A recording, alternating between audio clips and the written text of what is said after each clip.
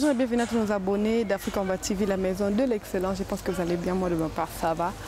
Ngolou toujours le colo Ngolou, nous allons continuer à battre là, prenez place, soit carnet, soit stylo, soit jus, soit popcorn, soit gratin, soit déjà qu'on pense à l'aise pour que on ait besoin du numéro Oyasika. Je suis avec l'excellent Thierry Mumbaya. Ngolou, normalement tu as commencé à bishop, tu as révérend. N'est pas bon qui est là, toi tu as la rendez qui est là. La réalisation avec moi peut déjà m'aider à recevoir et à dire bonjour à l'excellent Thierry Mumbaya. Bonjour à Dasakena, bonjour également à toute la famille Africa Télévision, de partout où vous êtes. Bien et bonnes choses à vous. Bonne santé. On est là, Dieu nous soutient, sinon ça va. J'espère que ça va. Ah, qui vient ça, on a rythme à Mboka. Mboka Congo, Mboka Tika. Papa Zagiti, papa, il me colle le fond makasi. Azonye. Toi funda. Ok, je ne savais pas. Toi funda, maman, c'est l'équipe nationale à habiter. C'est mieux, faut te funda. Bateau va diriger mon. C'est non, maman, les gars partout. Ah d'accord, nous sommes. Bon, c'est tout. Dès que nous funda, il faut déjà que bien filer bête concert le 24. Ok. Vous pouvez d'ailleurs quitter? Ah d'accord. Ok, ma commis. Tous ceux qui ont un concert à bien filer, tous les qui ont avant et tous ceux qui ont pendant, tous ceux qui ont après. Donc tu as assisté presque non sur un concert, on a déroulement lango. Tout le monde a côté malam pendu un concert wana. Bien nango zaki côté ni. Bien nango c'était parce que bien filé avait compris que les gens qui allaient venir, ils allaient venir seulement ou je vais dire entièrement pour la musique. OK. Bien Filé, c'est un artiste musicien à part entière. Déjà, quand on vient chez un artiste qui chante, qui passe plus de son temps à sortir des chansons aimées, les gens viennent pour écouter cette musique-là, mais sur scène. Et on disait tantôt sur nos émissions que, sur nos plateaux plutôt, allais-je dire, que l'artiste doit vraiment se débarrasser de tout ce qui est pique sur podium, des chansons à caractère provocation ou des chansons qui dérangent un peu et tout ça là. Rester focus sur la musique parce que déjà à la base, c'est vrai, il y aura une partie publique, mais il y a une bonne partie qui est réservée pour les VIP, comme on dit. Du coup, ces gens-là, je ne pense pas qu'ils viendront pour écouter ces genres de provocations sur scène. L'artiste avait compris ça du début jusqu'à la fin. Bon, c'était un artiste, un musicien de temps en temps, des petits trucs, ça ne peut pas rater quand il faut mettre ça dans l'ordre musical à la congolaise. Mais c'était vraiment un concert où on a consommé la musique, encore et encore la musique. Et mon grand étonnement, c'était parce que je me disais, vu le temps et tout le reste, parce qu'il m'est arrivé, je suis parmi ceux qui ont réussi à organiser des activités dans cette salle des spectacles showbiz. Ils ont leur manière de fonctionner en ce qui concerne le timing, beaucoup plus respect à temps, en ce qui concerne la structuration, la production scénique et tout le reste. Ma plus grande peur et crainte c'était, est-ce que Bien Filé allait réussir à jouer toutes les chansons, il y a album, positionnement. Ça c'est le premier souci. Mais ce souci c'est basé sur le fait que mon musicien na scène. Ba changera moi mukie banzembo kinenge mba manalbum ba baksa moi ba blo mo boana et comme ça nzembo moulai. Et puis quand c'est sur scène ba to ba peut-être na besoin ba yo ka ba boire bango ou ba boire bango te. Les invités en tout cas on se disait sûrement ta moi moko koya watanenga yaki donc ba blo ko nyonso et prolonger concert. Alors on se demandait est-ce ka ko beta banzembo nyonso est-ce que Dieu merci Monique, il a vraiment réussi son pari, il a réussi à nous donner un concert show live comme Nalobaki, du début jusqu'à la fin. Ça, c'est le premier point de CPL où il a respecté en donnant la possibilité aux mélomanes et aux fanatiques d'écouter toutes les chansons où ils allaient dans le album positionnement. Aussi, il y avait un autre point positif, ou une autre positivité dans les concerts Zalaki, la manière dont service aux Zalaki on est impliqués. De telle sorte que rater à la couvrir. Je dirais les services techniques, les services orchestration et tout le reste. Donc structuration c'était vraiment au top. Un autre point positif, au moment musicien Bien Filé et qui peut accompagner les adorateurs de la rumba congolaise. babetina moi ba VIP déjà on a assisté qui na Lubumbashi babetina ba concert public tout monde qui na ba province awa babetina no ki na Angola babetina Ouganda babetina Est na biso babetina Afrique du Sud. C'était une très grande salle bien structurée, mais ce que ba défi mususu e comme un défi par rapport ya ndenge bato ba ozwele loko ada ça réalise déjà des émissions tout ça là. Mais quand on a une émission, au point que ça devient un défi, cette émission doit vraiment satisfaire les consommateurs, ça doit vraiment être bien organisé, les questions et tout le reste. Showbiz peut aller, et elle est là qui va au bon. Est-ce que c'est quelque chose de haute qualité, il y a haute facture, parce qu'après, bon. La polémique pas comme telle, mais la musique congolaise n'est pas tambolaka. Il faut dire que place où baninga ba beta tant que yozo ko beta, ba otala open day mobo. La particularité n'est pas aussi prendre n'est pas réussir en gros. Sauf que plus loin, à l'obélarmi mambasina Atlantico, parce que ba Kofi, ba Wera, ba Kulutunae, ba Fabregas, la musique ba beta ba Wata, je crois ba Fali ba faire ba beta kuna. Donc tant que comment qui tourne, ba tout monde talende mobo. Ah ndeni ya izala, est-ce que on a. C'est quoi? Et là, on a les poids et on reposer plus et pas bateau pour travailler là-bas. Parce que seuls les chefs ne sauront porter ces fardeaux. Il doit se faire accompagner par des personnes non seulement qui sont habilitées à les faire, mais qui sont conscients de la réalité. C'est-à-dire, qui a conscience que nos choses sont toujours bêta, ils ont conscience qu'il y a des défis, il faut tout réussir. Et c'était mon plus grand plaisir comme on a. Avant Yakota, missionné bano beta, banzembo beta album à Liboso. L'idée, maison mère ndeka bango sala. Et par la suite, sikoyo tant yemoka mati, au moins que ceux qui ont ici nzembo e bandi, ceux ici nzembo e bandi, ils a parmi eloko oyo. Viedef de Faupé à son âme, quand il félicitait l'orchestre de Faye à l'Oba quand on a Kenya, c'est que j'ai beaucoup plus aimé. C'est tellement professionnel qu'en termes de temps, on perd. Si on dit qu'il y a une transition, s'il faut moduler, s'il faut mettre une pause, s'il faut, ça dit, il y a bignon. Et l'obin a fait la salle journée. Donc côté orchestration de Tolobaka, c'était vraiment une surprise pour moi. Je sais que Babette a déjà bien, mais c'était une surprise parce que je me disais, musique à Bakongo, les places et Simbi, plaisir et Kotaka. Sentiment moi ambré kotaka. Musique à Bakongo les places bon réseau circulé. Sentiment kotaka. Seulement une fois de plus je veux dire félicitations à Bina Filé à toute son équipe simplement parce qu'il va imposer et l'autre moko et va payer sans aucune mesure d'accompagnement. Quand imposer il va monsieur ba wela mbongoté ba sala ngoté mais va créer mesure d'accompagnement. Bina Filé des fois azwa mbongo abambi en mission. Des fois, si on a bien bon, on a peu à mission.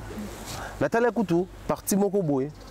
D'ailleurs, on a vidéo alors que nous avons mon qui ont mission moko ando yemba vocal bon tout moko ya bien bon bien fila zumbo wana. Aïe na azumi kwa bina kanyi mbongo ya zoyemba. Mutonga zu so bambe mission mbongo. Tant mutonga baluki ya zumbo ya kanga cha peso mission. Donc mission gagné double. Et donc on appelle ça la moi propreté parce qu'après ça donne pas une bonne image. Na boy concert bon mon ba mission bazoé la bambongo et ça la propreté donc c'est l'ensemble de tout ça et ça qui est le côté positif à concert wana. Et là si c'était à refaire, je pense que Bina Filé doit refaire ça. Aussi nous allons nous féliciter nous pour la communication. Nous allons féliciter l'équipe de Bina Filé d'avoir contacté les bonnes personnes, d'avoir utilisé les bonnes possibilités, les bons moyens pour communiquer à ce qui concerne cette production scénique. Parce que pour moi, il y a plein de bons. Il faut communication et bien salama. À un moment donné, il y a 4 bisous qui banda. Mais c'était terrible. Tout plein de bandas comme pas possible parce que Bino Kuma qui attend surtout qui légèrement en retard. Bon, légèrement en retard pour avant concert puis banda surtout à la Kaka. Mais c'était terrible les bandas. Les gens vont venir parce qu'ils t'aiment, oui. Mais les gens viennent aussi parce qu'ils sont au courant qu'il y a quelque chose. Et qu'il y a un élément qui leur donne ce goût-là, cette motivation-là de venir t'écouter sur scène. Bateau bazarana fanatique, ba concert, le bateau fanatique virtuel. Ce sont des fanatiques physiques, des vrais fanatiques qui existent aussi.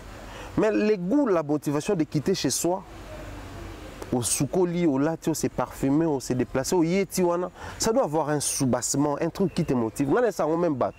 Là, qui est à l'extrême. Bateau, balobako, bakisi, nganga, subanine. Nganga, on peut beau utiliser nganga. On peut beau utiliser kisi. Mais ce qu'on a, c'est l'eau qu'on a la communication bien. na ngangano na kisino batu baoyate. Donc vraiment, je vais dire ici toutes mes félicitations à Binafile. Ils étaient pour nous sous-estimer, mais je pense qu'il a relevé un défi où il a affirmé la position par rapport à la génération Bazali. Parce que tu as ça l'année photo le banc peut quand même tout ça qui n'a pas battu. Qui battu peut-être qui m'a VIP mais donc tu m'as plein. Qui population normale plein peu. Du début jusqu'à la fin. Il y a ça dans un concert. Thierry Mumbaya, tu as un côté parti, côté positif. Côté mon amour en brille. Le concert on est d'accord. Côté mon amour en brille, c'est côté yo félicité. Ok. Mutu asombi billet à $50 pour la VIP à côté asombi whisky ou à qui n'a qu'à te pour banote ka whisky. Bière locale normale ils ont $5. La foule a acheté la bière locale à $5. Donc ce qui bière ils allaient à 2500 francs. Donc on a $1.5 et comme $5. Donc toutes ces bières à $1 bah multiplié en fois 5. Ce qui par 5, par 5 bref. Sikoyo whisky, ils ont $100 et combien? Whisky, ils ont $50 et combien? Mais quelqu'un qui achète les whisky, par exemple, il y a ça $50, une bouteille, il y a ça $50, en mélange, il y a un téléma. Ça $50, il y a whisky, $50 à droit d'entrée, mais en mélange, il y a un téléma. Poison a besoin, il y a un concert. C'est un plaisir pour l'artiste de voir combien Batoubaye, Batondi, Batsepele. Mais de l'autre côté, ce sont des choses à éviter en termes de structuration. Je m'explique.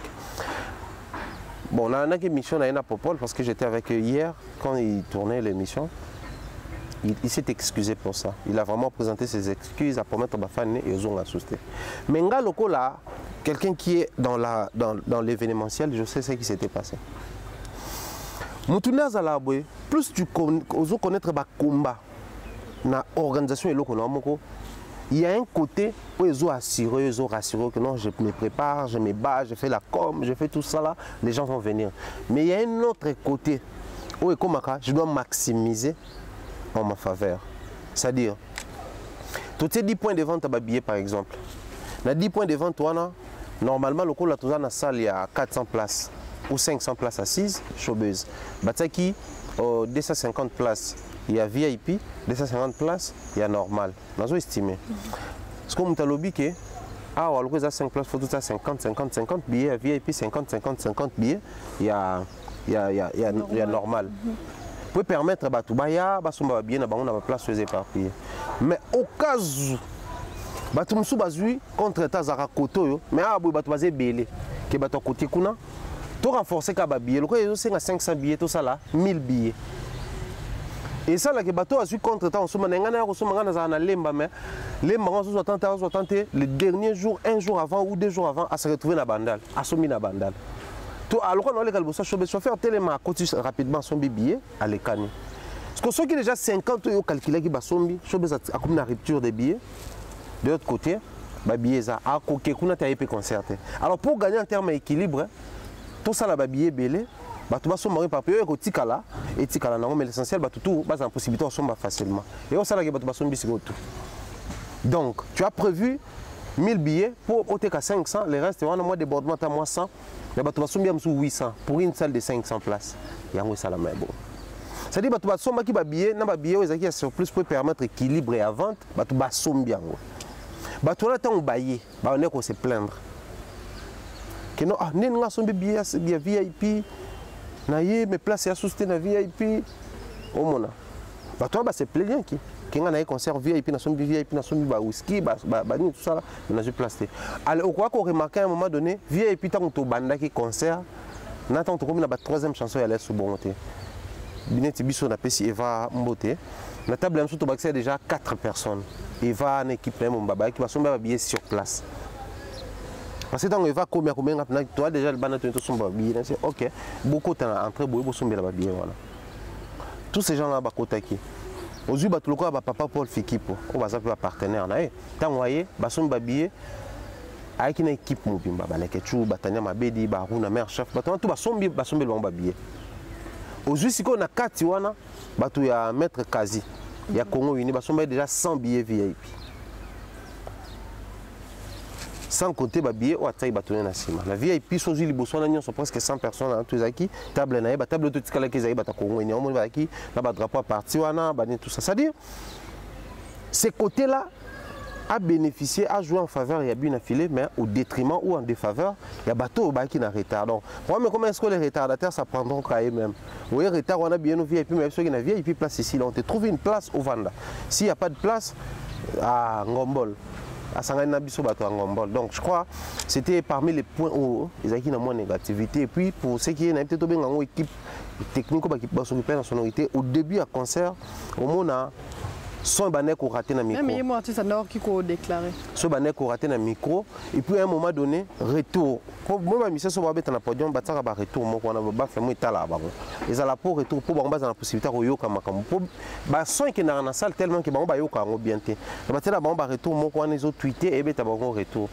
Même temps héritier mata qui ba senga pe retour wana donc moi manque ya communication directe wana parce que moni communication directe on est un peu important.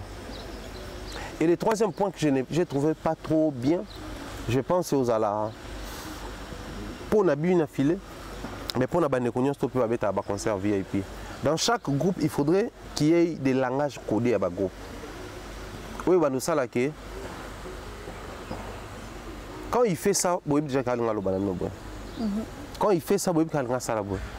Bon, concert bien affilé, n'a habité sur les bananes, na carrière, mais naturellement, le concert n'est pas trop bambambon trop. Le concert bien affilé, bah fanatique ne ba kana plaisir moko. Okuna les cas bambi $1000, okuna les cas bambi 500, na pena bambata moi 5000 nanga. Maintenant les gars comme il fait une musique du peuple azara ouvert, ayamba tout so ba même bon. Et ça là que ça s'irabonde. Ces moments-là de prendre un farotage, ça nous bouffe aussi pour la musique. Et je me mets à la place des fanatiques. Quand on a un concert, on ne vient pas vraiment forcément pour assister à ça. On vient pour écouter de la musique, voir les spectacles et tout le reste. C'est vrai, ces moments-là aussi, c'est important, ça colore de manière un peu particulière le spectacle là haut. Mais ce qu'on peut des trous, ça ne fait pas propre. Donc, côté sécurité, il faut pas revoir. Ce n'est pas tout le monde qui doit monter sur les podiums quand l'artiste chante. Côté équipe, au podium, il y a des moments où il faut comprendre quand il vous fait signe tel, quand il vous regarde comme ça,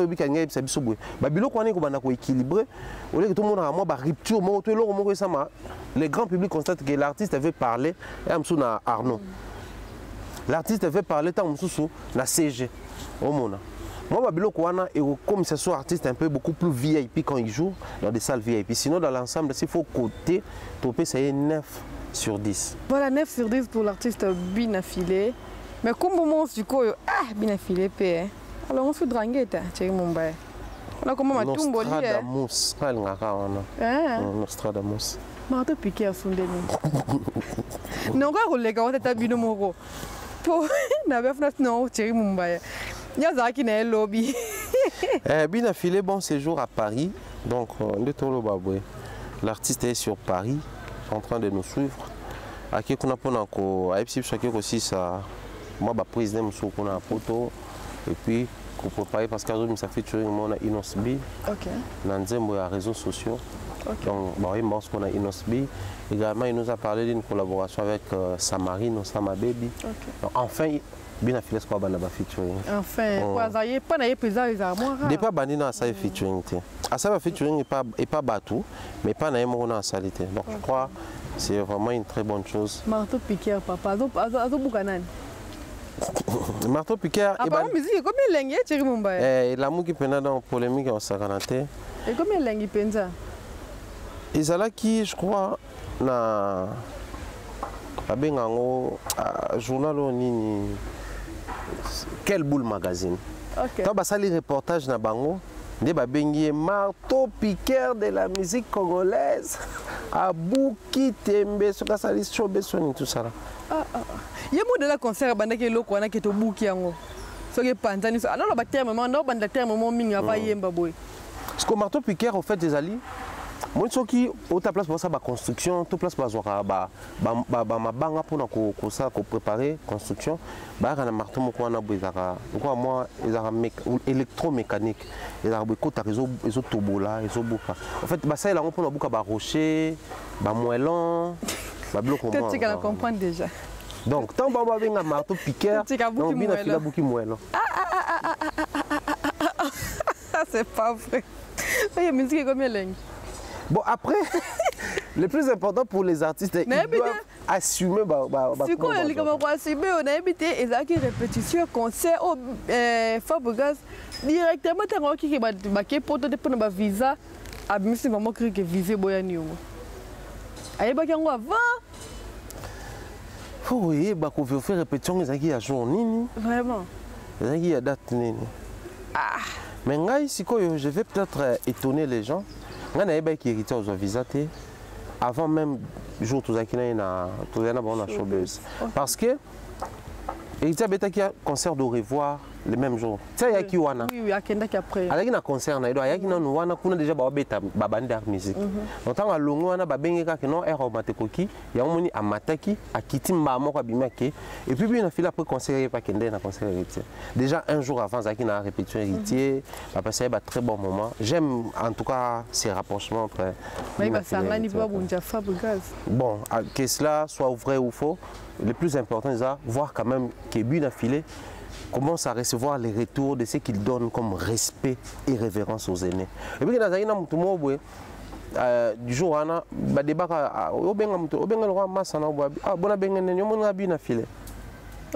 parce que Bina Filé est réputé comme quelqu'un qui Sosa Yaya. Yves Nsiloulou, secrétaire général du groupe Bina Filé. Mais Bina Filé, il faut pas venir ma tête. Qui la Bax qui travaille dans le cadre de la stratégie, mais bien qu'il y a qui là, pas à vienner. OK. Quand on a ba mission va s'assumer. Sur les qui pensent que Fabregas tant à zolo ba viser bois nyonga bois qu'il a hérité, peut-être pas qui informé bien avant et ça ranango. Surtout on a ba ambassadeur là. Des fois ça musicien mo ya qui a tout tel à l'écran qui parce qu'après ba équipe surtout on a milliers na bango. Rose a fait un scoop pour communiquer sur voyage, mais héritier, moi, on est quoi annoncer. Seulement pour ce qui est d'héritier, les gens ont reproché héritier disant que non, Abané pour le concert, alors qu'Azaki non a visaté. Mais ça arrive. Ça arrive. Il fallait avoir un visa Canada pour la mission en France. Alors que Babimé déjà a un calendrier de tournée américaine. Tournée américaine aux États-Unis, Canada. Pour les États-Unis d'Amérique, ils ont un continent américain. Donc, du coup, je crois que on a tout reproché, oui, mais les artistes commencent toujours par entreprendre un programme pour négocier sur Yango et puis pour caler. Mais sur ces bases de programme, on a demande d'invitation et pour équipe pour accompagner pour que beta ba que côté l'ambassade bazoba visa et le reste comme à venir il y a makamona. Moi je dirais simplement force à héritier Watanabe qui reste fort. Il a peut-être raté des visas. J'ai aimé plutôt la publication basale que non, le concert n'est pas annulé, mais plutôt reporté à une date ultérieure. Donc, des sitôt bazoba visa, ba que na banco beta concert na banco je ne vois rien d'humiliant. Mais Adassa, ça nous rattrape. Quand les musiciens de fallait jubiler les visas, on a tous vu les gens sortir de leur trou pour se moquer de ces gens-là. Mais alors que Héritier vient de rater un concert. Héritier vient de rater un concert. Qui dit organiser, préparer, ça implique beaucoup de choses. Il y a la communication en mobile qui est partie comme ça en fumée, simplement parce que bah, je visaté. Donc, cause à la visa déjà en permanence, il y a plusieurs entrées, il y a séjour Milaï, c'est important. C'est avantageux. Il fallait pour pouvoir Kinshasa na ba musicien le 27 ou le 26. Oh. Nous fait faire ma. Le préparatif à conseil et ça m'a congoté.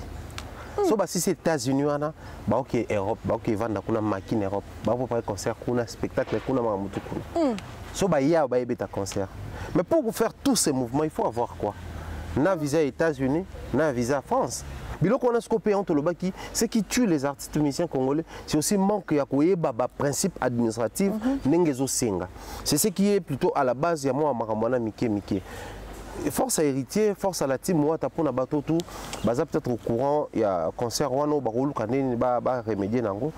C'est vrai, bah on s'est moqué nango. Si seulement si visé boyan zoto. Et boyan nyongo. Et boyan nyongo, ils a penza yaye. Mais sur les nango yaye té. Bon, sur les yaye. On a tous compris, Fabregas vient de sortir dans les États-Unis, qui n'a pas musicien. Bon, on a quelques musiciens. Il n'y a pas de gars qui n'est pas musicien. Ce que je suis visa pour les visa donc c'est encore ça va peut-être va revoir ba vide donc aussi ngaka kana ba équipe va travailler na ba musicien ba meka ko revoir des petits détails sur ce qui est ba contrat ba salaka ba forme d'invitation ba zwaka ou permettre ba kende ko beta place moko boye puis ba zonga c'est très important mais sinon pour héritier en tout cas il y a plus de peur que de mal. Pourquoi? Parce que c'est quand même quelqu'un n'a parcours au batebele ba constater. Héritier Watanabe, c'est parmi les jeunes artistes musiciens congolais ou parmi les artistes et musiciens congolais, en dépit de tout ce que les gens disent sur lui. Que Johanna, tout le bango, il y a un peu de parler, à Giflarasso, il y a un collaborateur, à manquer de respect, il va entretenir une bonne relation, témoin à Wenge, tout ça là. Mais ce que tu as pensé, tu as témoignage bien inférieur. Qui est Tozana Yoti. Zana Eva, c'est le mot. Tu dois mettre la solution. Tu dois mettre la solution. Pas forcément comme ça. Que Azara Penza, Azara doit respect. On a arrêté à la ranine. Tu vas remarquer Héritier Watanabe. Dans un vocal, on a besoin de 30 ans, mais je pense que c'est ça. On a une maison mère. Abandonné ma vocal, à boire qui va. Na kati on a ministre, un député, un gouverneur, c'est-à-dire c'est les mêmes noms depuis l'époque ya Wenge, Tisiko ils gardent les mêmes personnes. Ba Johanna ba politique, politique il y a une sensibilité pour la musique. Il y a une sensibilité pour la musique. Moi ba adversité tout le monde a il y a comment mutabi na filer nga Fabrice na société société. Oh il y a comment mutu ce qui a fait nga fali dans société. Il y a comment muta fali nga faire dans société. La musique c'est encore minime, c'est minimal. La politique ils ont une sensibilité comme que les gens que les têtes tombent. Maintenant quand on voit un artiste musicien réussir de détenir les mêmes noms, d'avoir les mêmes relations toutes ces années. Là, bateau a sensibilité élevée, bateau a trop secteur na bango, ils ont trop mouvementé. C'est qu'il sait garder les relations. C'est qu'il sait garder les relations. Or, ce que Moutou a dans la relation, il y a bien bon, c'est que dans une relation, que ce soit relation amicale, amoureuse, business, partenariat, il y a forme de ça. Il y a un monde d'intérêt. Azara déjà Nzambe, il vivait, il existait. A créé un ange. A créé un ancien, il pouvait se contenter de cette forme d'existence-là. Il a créé un bateau. Désintéressement, créé biso, ma contrepartie pour tout commissariat. Donc, même lui, il sait que bateau n'est pas je les ai créés, moi, mais j'ai créé ces gens-là pour ma gloire. Si on comprend que créer tout ça, pour rendre gloire. Tali mokili obi bon ba até oui ba ko zapena raison que nzamba la té mais né mokili ezaleli né mahamboza non nzamba mnen. Ça dit ça nous ramène toujours place moko boy to glorifier. Il en est de même dans la relation. Pensez-vous que dans la relation sur Héritier Zanango s'il veut vraiment à tout prix avoir ses visas en j'en ai. Plutôt et comme ndenge moko boy ce musicien ba on ne faut pas mener bataille, un musicien a besoin de visa. Il n'est pas obligé de faire appel à un vieux qui est dans la politique, à une autorité, non, de la place, non. Il doit venir en bonne et due forme avec tous les documents demandés, faire demande des visas comme il se doit, à soumettre, et puis, après, si un visa, qu'il respecte ou pas, même sous d'autres cieux, certains pays, leurs musiciens aussi partent et se cassent là-bas. Mais besoin de visa. Tu sais, je veux que je lève pour un visa, quand à peine de musiciens qui m'a demandé pour un faux. Ok. Faux et archi-faux. Les Congos ne pèsent pas à l'extérieur. Ok. Les Congos ne pèsent pas. À un moment donné, il faudrait qu'on apprenne à le dire. Nous sommes un pays riche en potentiel, en sol, sous-sol. Même au Pépenabiso, on a vu comment il y a colloque et salamaka, tout conférence et salamaka, les bandes sur protection de la nature, tout ça là, climatique, à venir. Les Congos étaient un pays sauveur. Pour sauver mon kill, il y a réchauffement climatique. Nous avons tout ça dans notre pays. Mais sur le plan politique, le Congo avait perdu sa place dans les concerts des nations. Et toutes ces années, le Congo n'a pas su s'imposer dans ce sens-là, ou offrir, ou demander cette collaboration, cette faveur-là. Tu sais, Adassa, moi j'étais au Gabon, une fois à Libreville, en train de marcher, il y a un petit, d'ailleurs je salue Mr. B, Bernard Chamala, Choubé, qui nous suit depuis Soudan, bien de bonnes choses à toi, cher frère. Petit Naïmo Roboé, habite à Côte d'Ivoire, Cameroun, dans Zonga. Dans notre salle, pour travailler, parce qu'il y a besoin de logiciel, il y a un bloc pour y avoir une machine à l'aéroport. Donc, finance, on a une solution sur place. Après, faire tout ça rapidement pour y aller en Afrique du Sud. Et tous ces pays que j'ai cités, donc, ils n'ont sans visa. Par exemple, Gabonais, n'a passeport gabonais. Les pays que les Congolais par moment envient. Tu sais, chez nous, c'est fort possible que c'est un pays visa payé à Côte d'Ivoire, peut-être. Tu t'imagines? Visa Côte d'Ivoire, peut-être. Mais Batouana, Gabon, un petit pays, où il y a un revenu, mon abisoté, il y a un poids, mon abisoté, il y a un impact sur le plan continental, mon abisoté. Mais solo, il y a un pays, Cameroun, Côte d'Ivoire, Tchad, Afrique du Sud, il y a un pays qui est sans visa. Donc, il y a besoin de qui si un projet, qui a salé en Sissi, à billet. Tu vois un peu? Donc, il faut à un moment donné une facilité côté wana. L'Europe va se dire, beaucoup déjà, tu peux payer un visa si facilement. Tu vas la demande de visa pour l'Europe, le passeport, non, si vous avez un visa Gabon, on a un visa Angola, on a un visa Afrique du Sud, ça joue en faveur. Mais ces trois pays ont visa, même Gabon a un visa. On va t'imposer des conditions, le beau Zana Bernard Chamala na vie. Le beau Zana Bernard Chamala na vie. Ça, ça a été marteau. Afrique du Sud, il faut que ça démarche. Mais non, Mikolo va viser son mais là, pour Bima, mais il faut déjà mbongo, il faut compte bancaire, nous allons boyer, tout ça là. Dès que tu es Kenya, quand on a des billets au aéroport aux visas, c'était possible pour nous tout ça. Non. Quand on a c'est aussi le côté politique qui ne nous facilite pas certaines tâches. Mais quand on est musicien, aussi ça compte. Mais nous avons planté parce que sous d'autres sites, tu peux faire même tant que les gens ont un impact sur la poto, les musiciens ont un visa. Quand on académie, c'est qui mais après, il y a fallu, il y a tout, il y a poto.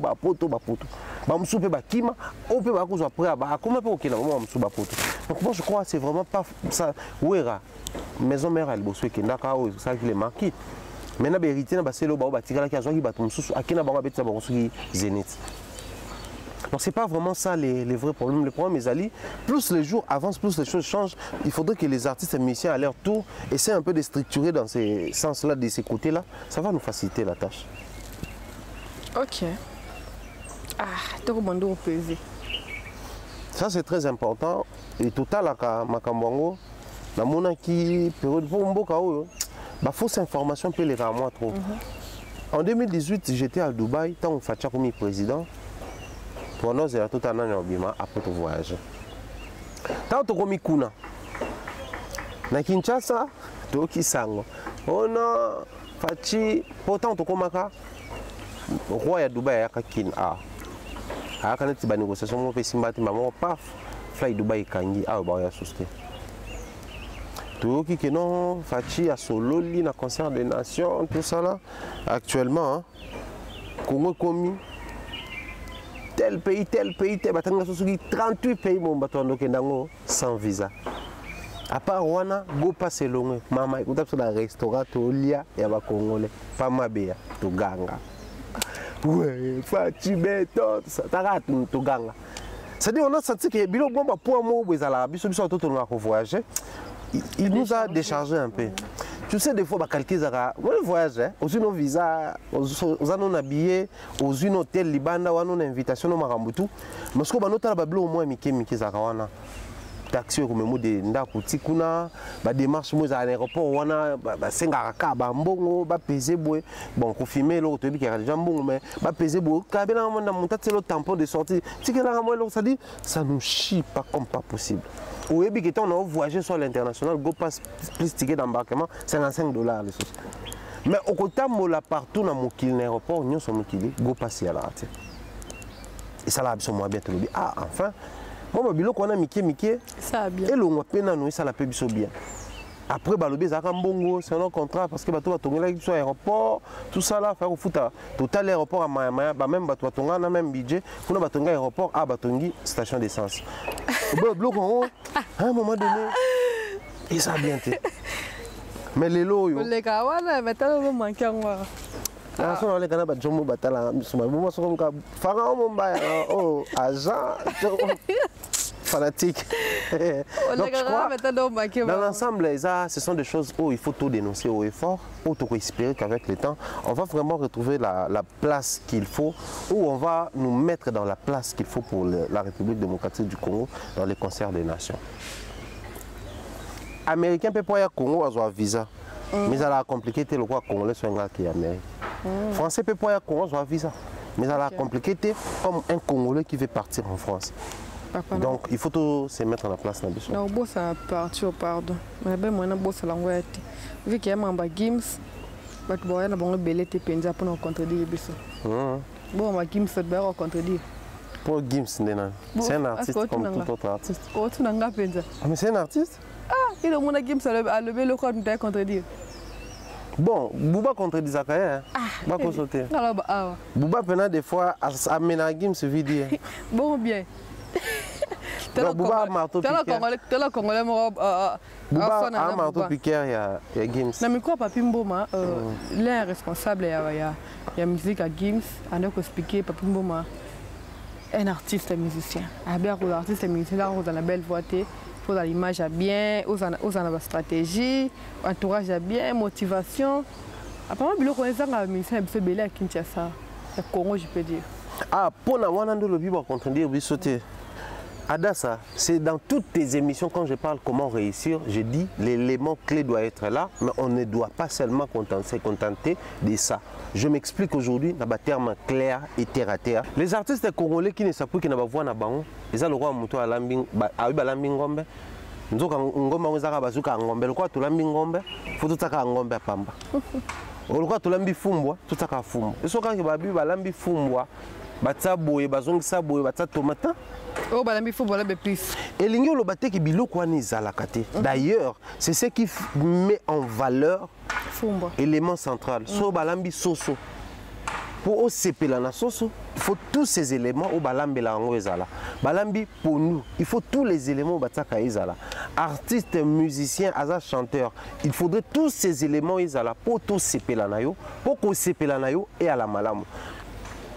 Yo moi si on a écouté mingi na biso abasi mutu bolambaka omono lié elo moko lié lo mo place mususu omono tuni otaki nini c'est de biki elo komoko de plus ou ça li particularité nango embléma botu nanaka surtout som tazane ouvert d'esprit ngana lia poisson moko boka ba poisson basala absolument ba lemba na ba shaba na liango na sima parler des parlements il y a na Libreville Thomson ya poisson de Congolais. Et ça a sonné le gars bossa na té. Na ya boé, place pour attaquer ba poisson. A commander tout ça là. Mais non Thomson banoé bon. Tant ouais puis ça comme on a bien donné moi ça. Ba talanga ça tu es Congolais. OK. Et puis pourquoi? Et puis ça c'est les poissons de Congolais. Les Congolais aiment ça. Ah. Sko reste bambi so ba oteka kuna. Bambi c'est spécialité congolais. Spécialité congolaise, oui, manama inabisu. Mais surtout pour faire atelier à Thomson. Quoi, bah c'est grave, c'est fort. Mais les Thomson, on a encore le col Thomson, bah tout le monde est un mwamba na kati. Ya tumba. Na tout le monde va habiter. Ya poudre moko bo bataka wana, ba sanction sona curcuma so nini, nem sagua. C'est-à-dire, et bah qui si saveur musus oyo, au-delà au tout l'air pas ba congolais. Et c'est Pélicio na Oya Libanda. Il en est de même pour la musique. Tu sais chanter, mais les chants, la voix ne suffit pas. Ça ne représente, ça va rien représenter. Ce qui bah épice et zangi. Or, l'adaptation culinaire compte. Au lieu loco, au niveau lambangonde tout kenao, cuisine congolaise, cuisine européenne, cuisine congolaise, cuisine américaine. Pour satisfaire ces gens-là, il faudrait utiliser aussi ce que bango balingaka, mais avec ton élément mbisika kawana. Autant on a un Congolais, on a un Américain, Américain lié à Congolais lié à Sepeli, na Oabango. Parce que vous voyez que vous avez Mais il faut ça la musique, ozo adapter, ozo baksa éléments de communication, ozo baksa éléments de management, ozo baksa pour qu'un Congolais se retrouve, un Ivoirien se retrouve, un Français également. Donc dans tout ça, vous allez remarquer ensemble avec moi que quand les grands artistes, oh biso tous en admiration, maka c'est pas na bango lo baboué, ndé ko faire terre batona biso. Mais il faut faire terre bangote. Yo be ko longola débat et longola débatté.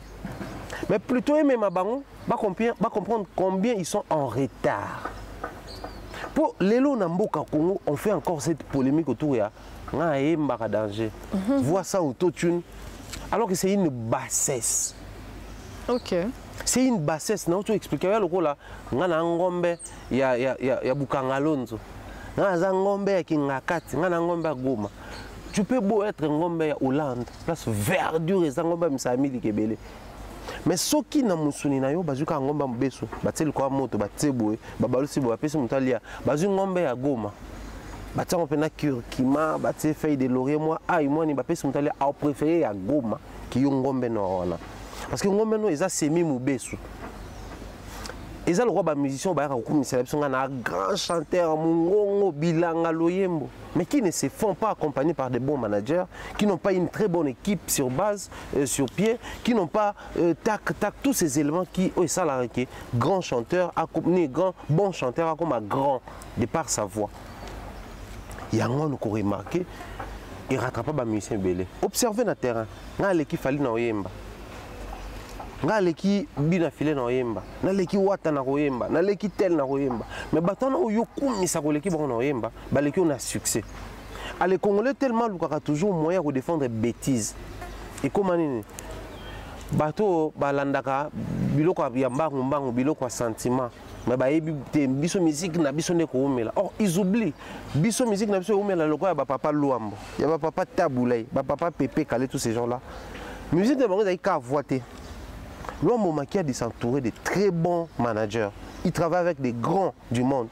Parce que pour passer par cette personne, on n'a pas seulement besoin de savoir. On doit voir comment il travaille, comment il est structuré, comment il organise ses activités ou son entreprise. C'est le vrai problème. On a mis Johanna et Gims. Aïkara, koloba marambo ba Thierry baloba na lingala ya lobe en français. Parce que exemple le roi agent ya Gims, des mois formellement parce que marambo azoloba, on peut s'appuyer sur un grand. Tous en a preuve Gims. Donc côté ça lié moins bien wana. Parce que le roi toloba ngoya mo toujours exemple sur ba Fali trop Fali. Bino ba trop Fali. Comme c'est un agent des grands artistes du monde qui est élevé. Gims, un très bon et grand chanteur. Mais si bien que non, la voix ne suffit pas. Sauf que tu traduis en Roger Bakando, ça va faire Nigeria, mais tu traduis en son lingala facile. Ba grand tout, so monika mutu, a benga, bisoto yemba danger, c'est aux anani, tout ça entre Fumbwa, to Ngombe. Soit Bingombe, ok, Ngombe, bien Mubesu. Parce que l'autre, il y a Ngombe Hollande, ne Zombenga. Côté, t'as belle hollandaise ou t'as Hollande, Pays-Bas.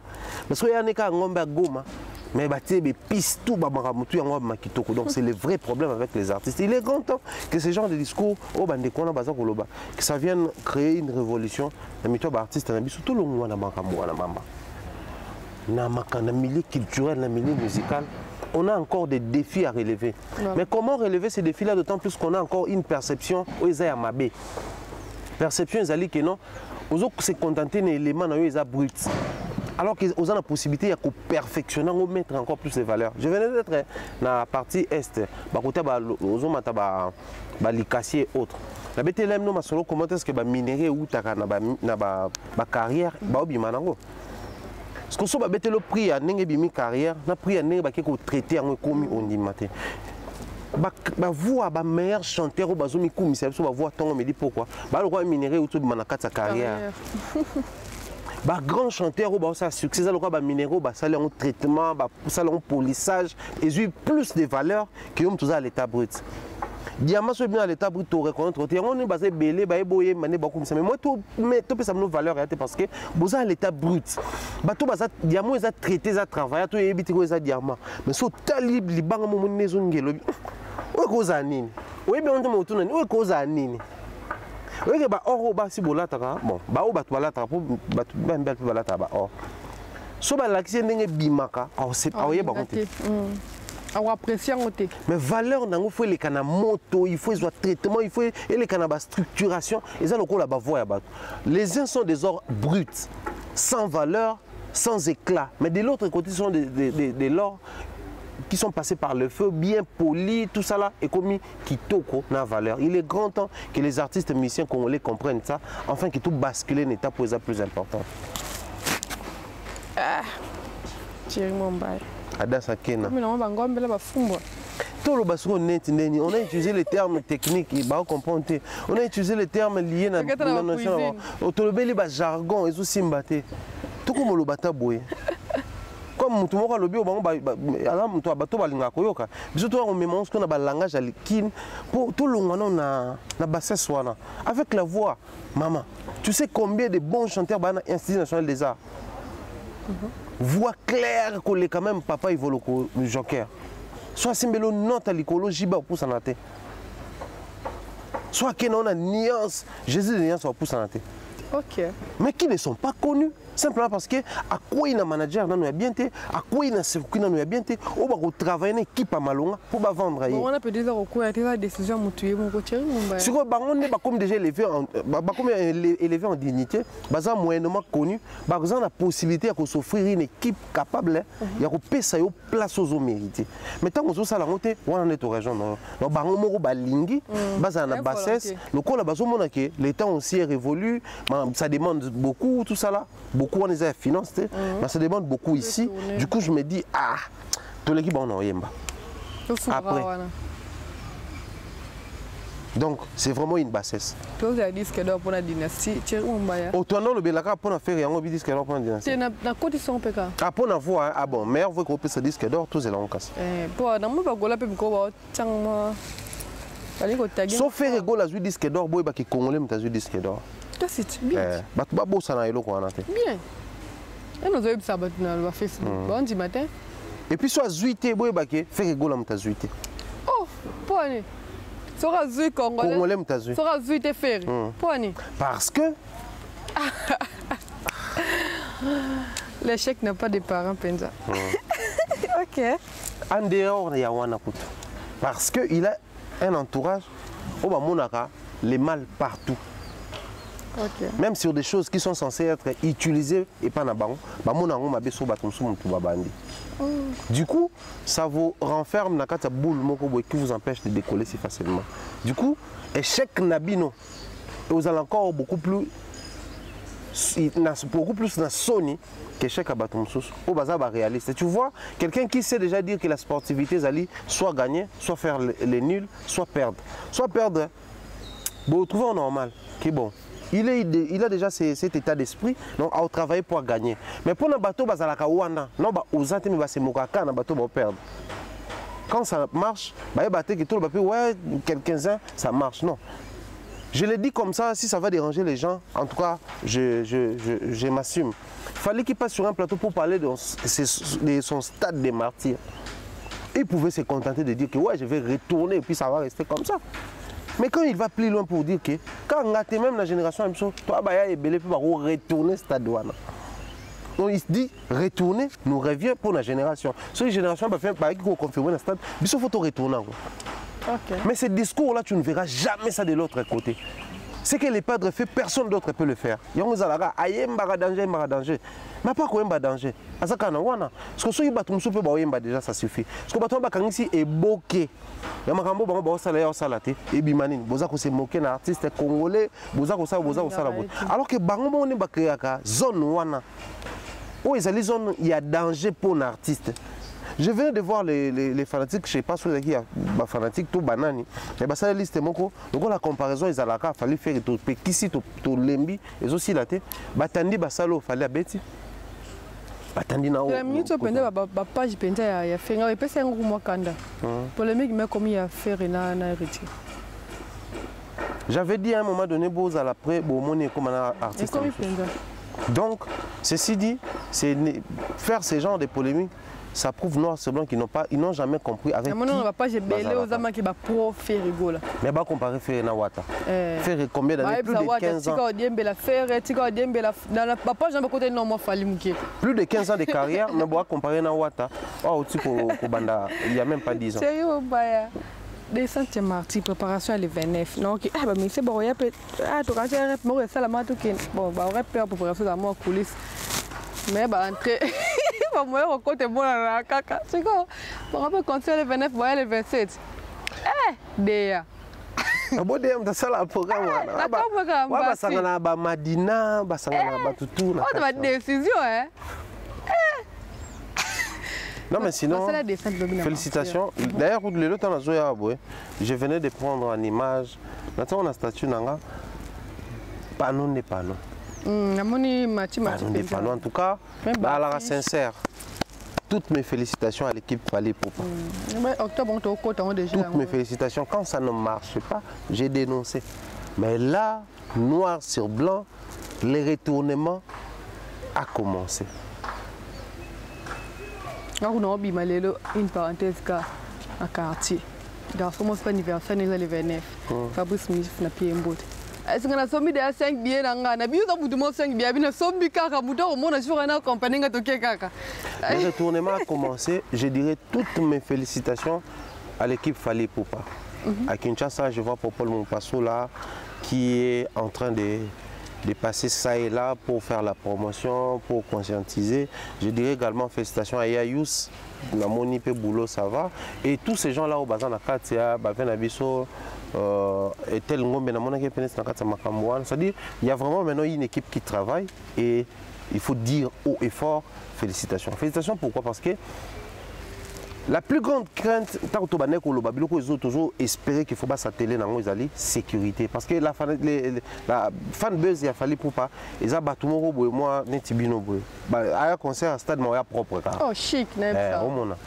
Concert à fallu à stade, tout le monde peut être glamour. Chic et glamour. Propre, à la bling, bling, nemo. Il faut une bonne sécurité parce que place Wana, et elle a sous contrôle, il y a moi, petit, nabiso, baman, sanso, balala, nanzela. Il y a des palais dans balala, on a soba ibio aux alentours à côté de Kimawana. Na mona ki onda na mona le solo que non ta côté sur la clôture wala mpesa côté la ngamona telinga na kolega te me munene ke ngam. Déjà place na bango. Ba na moi monopole, ba na moi contrôle, alors ba yanki ba ko ambre ba tuna ba na fikine. Comment? Tout le monde, moi j'étais obligé de revenir pour vous récupérer toi, des mères et d'autres filles. Donc c'est-à-dire, il y a moi genre, biso quand tu là, qu'on a stade des martyrs, fanatique a fallu tout le monde a moi glamour, moi chic, balinga parfum, balinga moi nini, baro bang stade des martyrs musu boyate. Or, majorité pe ya bateau balingi sa bateau anze ma fallait à bassi. Basseur balinga a fallu comme pas possible. Ça c'était les premiers points. Qu'est-ce que comprendre Mamba love bien? Ah bon hein?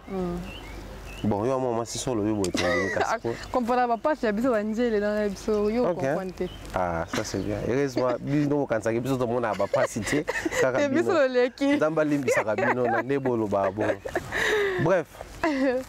Bah, il y a des mesures sécuritaires, la commande placement fait ça ma sécurité. Na moni boubou lyonnais là, il conduit protège à Yoana, na ba expert naé pour ba étudier stade, place une ba ko placer bateau na ba entrer pour na assurer sécurité, il y a bateau ba koya, c'est vraiment quelque chose à féliciter.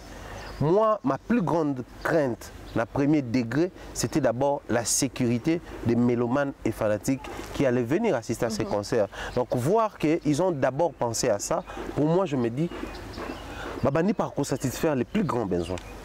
Pour nakata il y a sport au bazong si vous voyez une émission pour prendre le moment de matos à danger donc côté matos à assurer biso yemoko lumière côté lumière à assurer kibiso côté ingénieur à miner là assurer kibiso mais côté sécurité parce que nous temps quand il y a lumière et aux ala matos c'est aux ala qualité sonore à oya tout le monde qui va fallu en attendant concert on a bayango en famille. Donc les gens vont venir avec les enfants. Sur ceux qui baïna bana mais bakouti insécurité, ça va pas être une très bonne chose pour l'image de l'artiste d'abord. Donc du coup, voir que ça pouille peu côté où il y a sécurité, ça rassure les restes. Donc pour Nanga, ils ont vraiment réussi à répondre à la plus grande préoccupation Isala Kiwana. Ensuite, Les gens venaient dans le stade. Observer Batouaya sur le stade pour le bac. Non, concert exalaté et tout ça. Batouana a utilisé place au nom de la donc le quoi basale liango. Bah donc d'une pierre deux coups, bah rassurer bateau pour la sécurité, bah faire taire bateau bazoua pour le stade douana. Parce que le stade des Martyrs ne va pas permettre à toute une équipe de venir faire l'inspection pour la route à la Nakati pendant que vous n'avez pas le droit d'organiser une activité ici. Donc plus tout ça qu'on avance, plus les gens vont comprendre que non, Makambo est comme ça sérieux. Et observe une chose sur le terrain.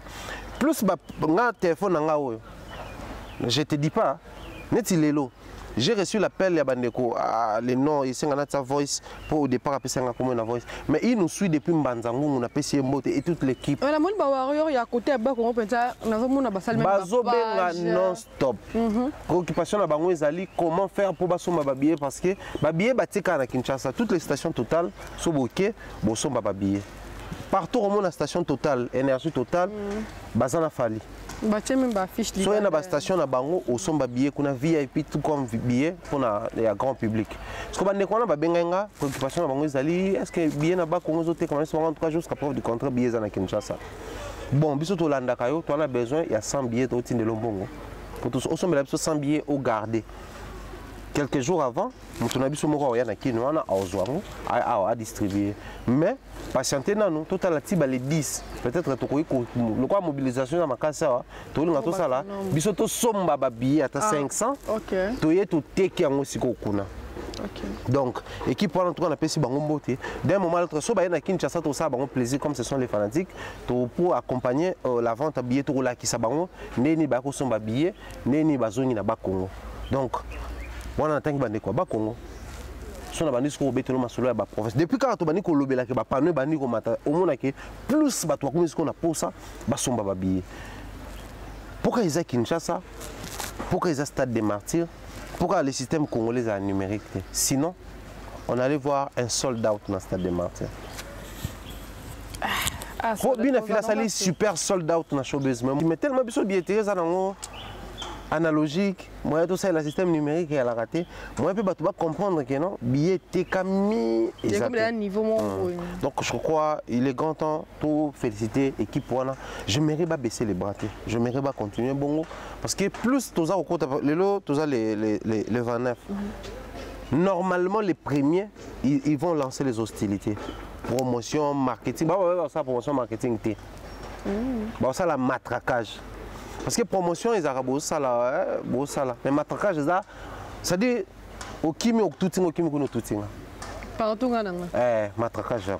Donc nous on est là pour observer. Tu vas sur les bandits, tu vas accompagner. Tu vas sur les bandits, tu vas loba. Le col les bandits, il y a quoi peut-être bandits qui loba non? Et bandits qui s'est passé très bien. Seulement aussi et l'eau comme malam on a ça comme on a sur ma loba. Mais et l'eau comme malam on a les lots oyo. Nous avons dit qu'on peut aller à Brazzaville. Au Cameroun, peut le système. Parce que Cameroun, la période de tout ça, le classe est banni déjà. Ils ont basse saison. Alors, il y a un groupe de Camerounais qui se sont mis d'accord avec une société et aviation. Donc, ça les prix forfaitaires, mon problème. Si tu payes ces prix-là, tu as 4 jours à Kinshasa. Billets d'avion inclus. Hôtel, restauration, visite à Kinshasa, également assister au concert de Fally Ipupa. Les prix, donc c'est vraiment un système à féliciter. Alors, observe maintenant l'impact au les Brazzavillois les font, les Camerounais les font. Johanna à Côte d'Ivoire, les gars, ils n'ont pas jazz. Alors, il y a une équipe à Ivoirien Bakoya. Les Congolais, vous êtes à Lubumbashi, vous êtes dans les Bandundu, dans les Congo central, par-ci par-là. Comprenez que vous aurez du mal peut-être à avoir les billets. Surtout les billets VIP. Je salue Nadine Mayo, des gros bisous à elle, à Zoé Kinshasa, spécialement pour ces concerts. Donc là, je pense que dans 2 jours déjà, dans Kessombele, billets VIP. À Kinshasa, concert à Fally, 2 jours après Zongi. Donc à le 28, le 29. Tu as un concert à Fally, 2 jours après, on a une photo. Bato bongo on attend Nadine Mayo parce que c'est ma soeur. Je peux. Combien de personnes ça se on a un téléphone nanga. Ok. J'ai déjà... J'ai plus de 12 personnes qui ont déjà benginga qui n'ont pas été la biso billet. Ok. Dans un bateau à Dubaï, on retourne deux fois, c'est-à-dire, toya kinwana, tous en délégation bateau zoya. J'ai un groupe d'étudiants, quelque part, jeter les noms parce que toutes les précisions. Vraiment, il y a maintenant des groupes qui se réunissent presque partout pour assister à un concert à Fally Ipupa. Plus les jours avancent, plus ceux qui attendent pour acheter les billets seront surpris. Seront surpris. Je comprends maintenant pourquoi Fally s'est arrangé pour que VIP Zamouné n'est bon. Jusque là, on a salué l'émission dans le stade, parce que je vais faire une émission technique dans le stade. Donc, ça va de place ni VIP.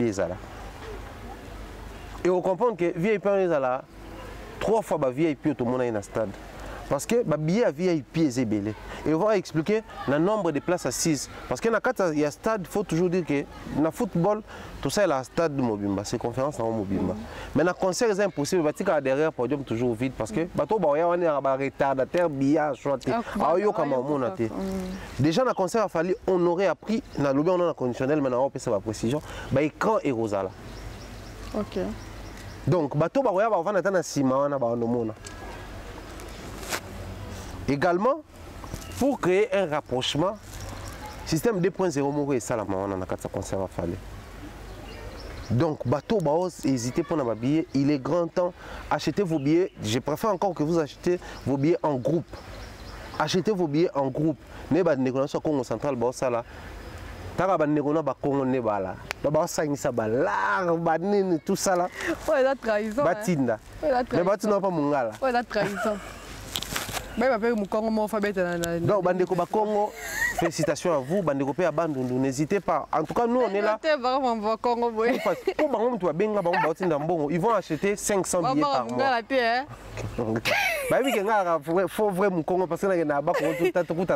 Ok. Donc,